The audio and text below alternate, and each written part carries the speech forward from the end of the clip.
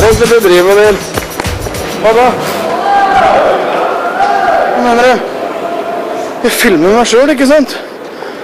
Hva er det du sa jeg skulle gjøre? Pappa er sint nå. I think I'll go on a walkabout and find out what it's all about. And that ain't hard. Just me and my own 2 feet. In the heat, I got myself to meet.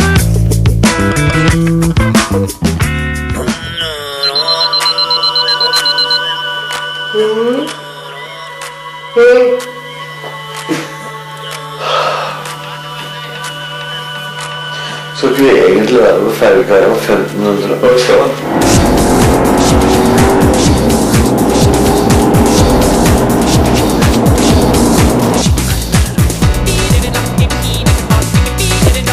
Hello, ticket office. Did you read it? Yeah. Thank you.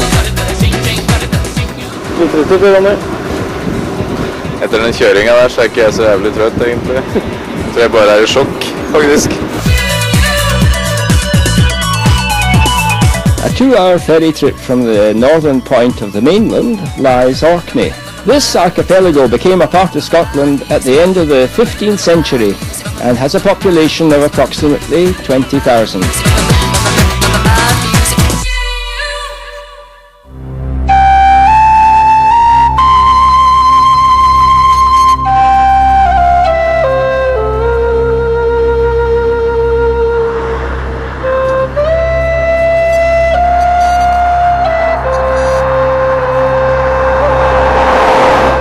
Det er svært så mye kud å være her. Beef cattle farming is an important industry in Orkney. Here there are more than 90,000 cattle and not more than 20,000 people. One day we'll take over this place, and then the humans can eat their grass themselves.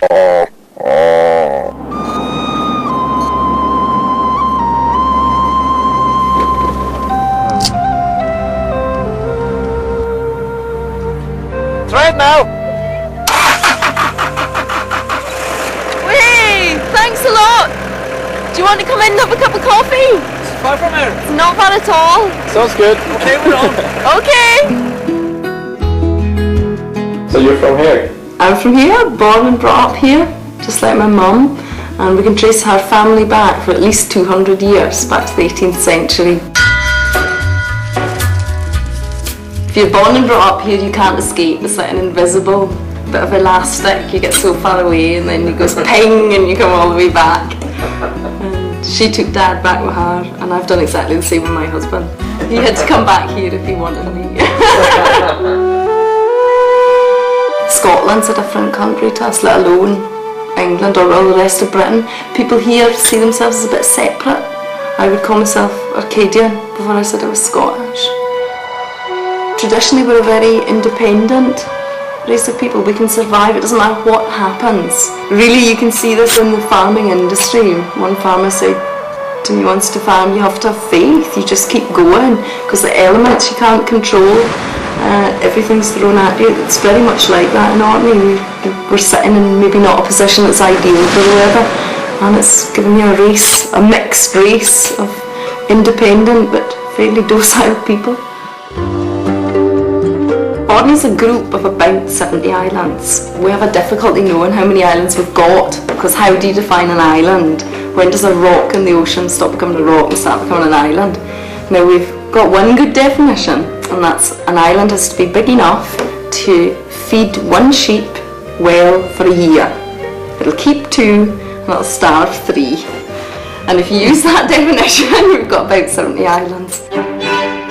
We were part of Norway until the 15th century, and then it was a bit of a fluke that we became Scottish. It was Christian first of Denmark and Norway wanted to improve his relations with Scotland, and he thought the best way of doing this might be to give his daughter Margaret in marriage to the Scottish king, who was James III. And James III obviously wasn't too keen on just the girl, and he said, well, I've got to have a good dowry here. And he wanted 60,000 florins. And Christian I simply threw up his hands in horror and said, I don't have 60,000 florins. So he said, how about you take Orkney? And James I wasn't even too keen on that. He said, well, I want 10,000 in cash anyway, plus Orkney, and to make up the rest of the money, Christian I had to throw in Shetland as well, and still some money. How embarrassing for the girl. Well, poor thing, is all I can say. I think I would have been very complimented. Our tourism industry is based on the fact we're very, very old. We've got archaeological monuments as 5,000 years old. Also, I think people definitely come to Orkney because it's so fresh and clean, and it's just generally a beautiful place to come to.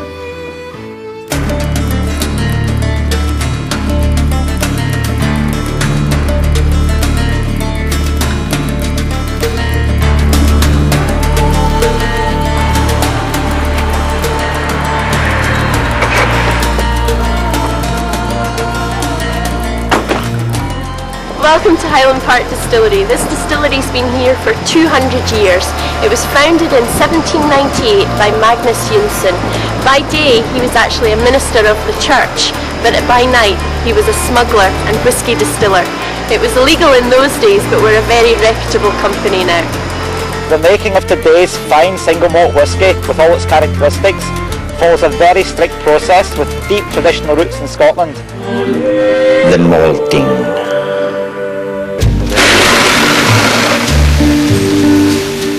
This is our green malt. This has actually just been here for about a day now, and you can see that the rootlets have started to develop, and that's a sign to us that the change has started from starches into the natural malt sugars or maltose that we need to make our spirit. It's important to check the temperature all the time. If it gets above 20 degrees, what will start to happen is this will actually start to grow a shoot instead of a root.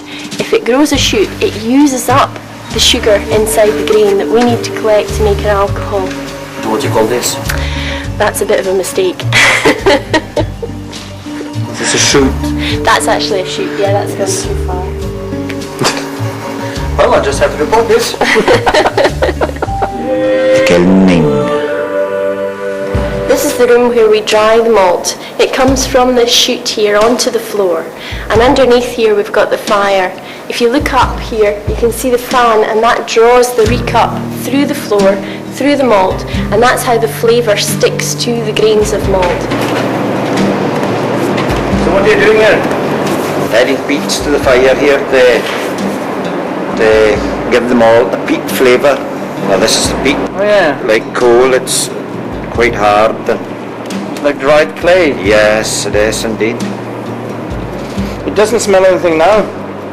No, you don't. There's not much smell with it, but once it's burnt, then the reek, as we Yes. call it, the They do flavour. what? They reek? The reek, R-E-E-K. I That's the see. reek. It's the Reek, I know smoke, which the means smoke that comes yes. off it, and that's what actually flavours the malt and gives Highland Park its unique flavour. So they're reeking on the loft. Yes, it's reek. The milling. So what is this? The biggest coffee mill in the world? That's right, yes. So what happens in here, this is our grain mill. We mill our malt in here. So this actually works. It looks like something from a bad science fiction movie from the 1930s. It's very Dr. Grant! Oh, you said I couldn't do it! I'm gonna kill you! You know, one of those machines. It's quite old, but you can't travel through time in this. This is a No. problem. Okay. Here's a sample that's come out of this machine, but you can actually taste the stuff. And it's really smoky. Okay, let's see. Well, taste it. I think. I'm on top of the world.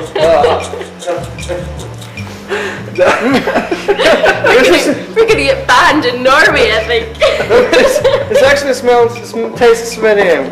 Tastes smoky, doesn't it? Yes, it does. Yeah, and you can see where the flavour comes Yes, through yes. at the end of the day. It's like instant whiskey. Just add water. Yeah, absolutely. What's this? Explosion panel. Hello.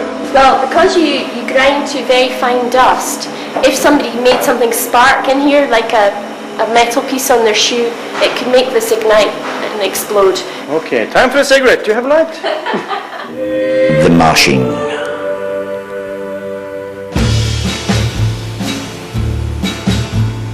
Certainly, I've regrets.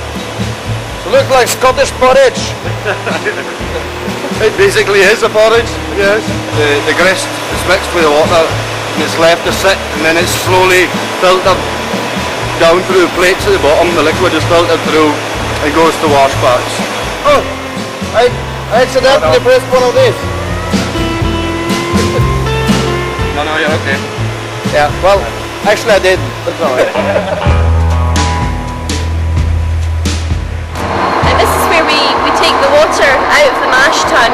It comes through these silver pipes here and we fill up the wooden wash bags. And what's going to happen in here is the action with the sugar and the yeast creating alcohol. We'll leave it in here for 48 hours until it's about 7.5% alcohol. You know, in Norway, when people make their own liquor, well, some of them just can't wait.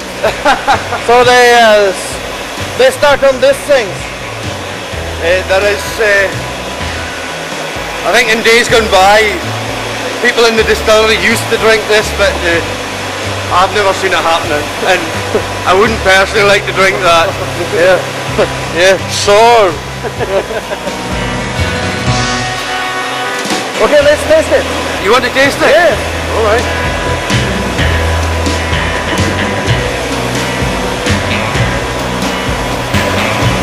I tasted worse. I once drank shampoo by accident. Apple shampoo, in fact. The distillation. We take the beer liquid that we've made up in the mash house, pump it down into the 2 faraway stills. We'll distill that once. After the first distillation, it'll be 26% alcohol. We then take the 26% alcohol, put it into these 2 stills, distill it again, take it up to about 70% alcohol and no higher, because if you take it higher, you lose that lovely Scotch whisky flavour. So what is happening here? Just actually sampling the strand of the spirit.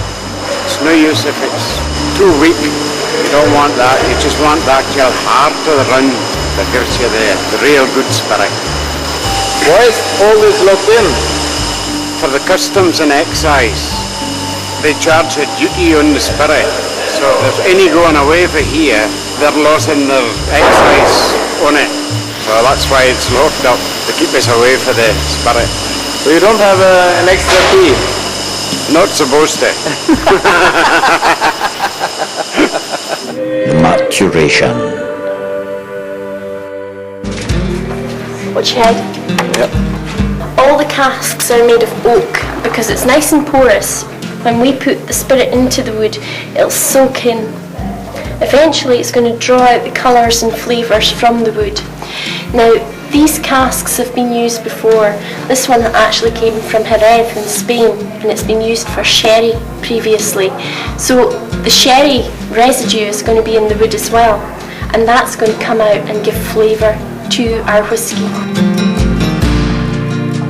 Every single cask is like a person. It has a personality that's slightly different to the next one. What we do at the end of the day is we'll take a large batch of casks and marry them together. If you were to take the contents out of this cask and bottle it, just the one cask, that would actually be called single malt, i.e. the contents of one particular cask from one single malt distillery, but it's far, far more expensive to do that. Single malt. Single malt, yeah. And can you explain to me what is a single malt? I don't know. I can know, it's very expensive. Only made in Norway during the 13th century. The final product.